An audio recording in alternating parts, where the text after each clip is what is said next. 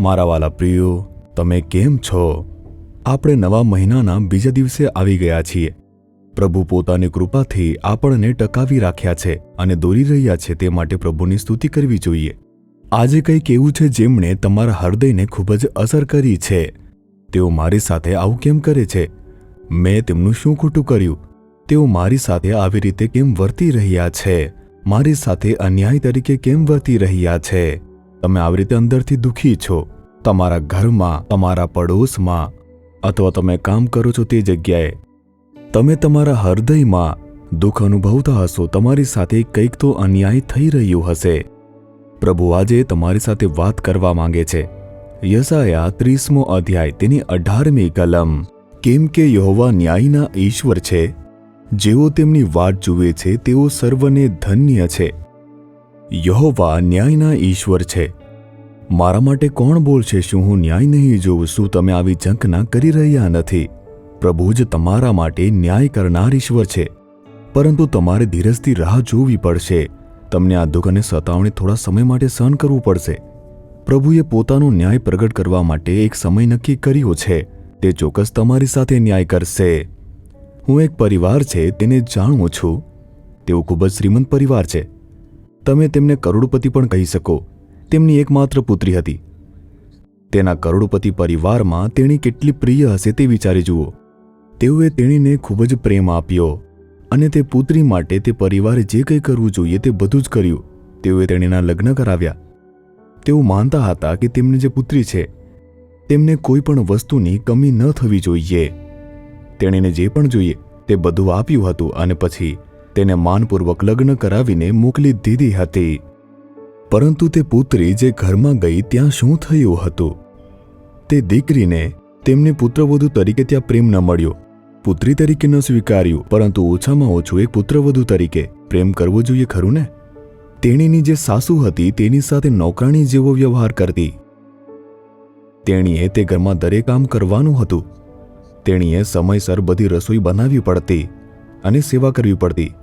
જો કે મદદ કરવા માટે નોકરાણીઓ ત્યાં હતી, છતાં તેણીએ બધું જ જાતે કરવું પડતું હતું.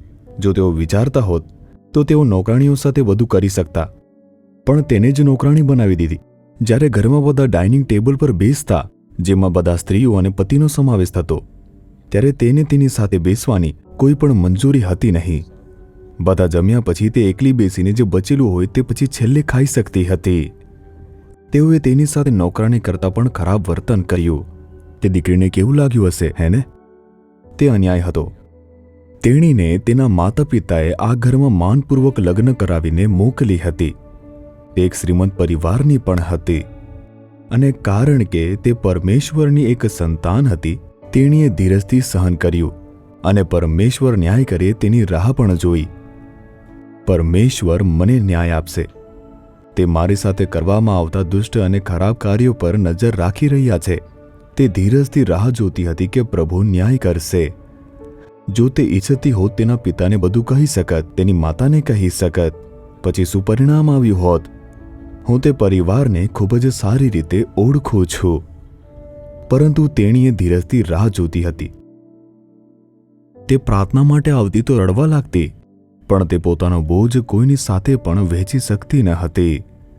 પરંતુ તેને જોયા પછી પ્રભુએ શું કર્યું? તેની સાસુ એકવાર બીમાર પડી ગઈ અને તે તેના બીમાર પથારી સુધી જ સીમિત હતી. હવે આ જે પુત્રવધુ હતી તે તેને પ્રેમ કરતી અને તેની સંભાળ રાખતી. આ પુત્રી ખૂબ જ ભાર સાથે તેની સાસુ માટે પ્રાર્થના કરતી હતી. જેમ જેમ પ્રાર્થના કરી તેની સાસુ ચમત્કારિક રીતે સાજી થઈ. પછી તેને સમજાયું કે આ પુત્રી કોઈ સામાન્ય વ્યક્તિ નથી અને પરમેશ્વર તેની સાથે છે તે સમજાયું. આખા પરિવારની અંદર તેના માટે થોડો ડર આવ્યો અને આદર થવા લાગ્યો. શું તમે જોયું? તેણીએ ધીરજથી રાહ જોઈ હોવાથી પ્રભુએ તેની સાથે ન્યાય કર્યો. જે તમારી સાથે થયેલા અન્યાયને જોઈને ચૂપ રહે તે એવા પરમેશ્વર નથી.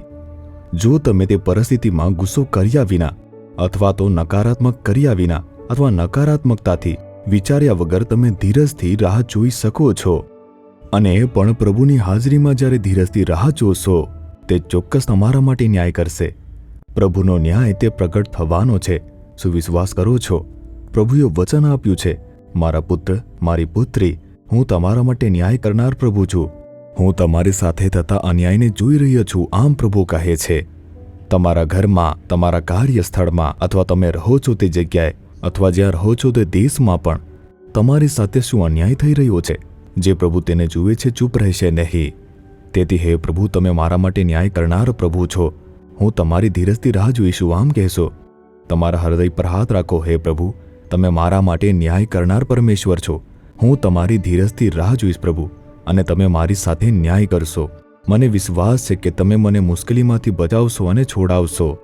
ઈસુના નામમાં આમેન, આમેન.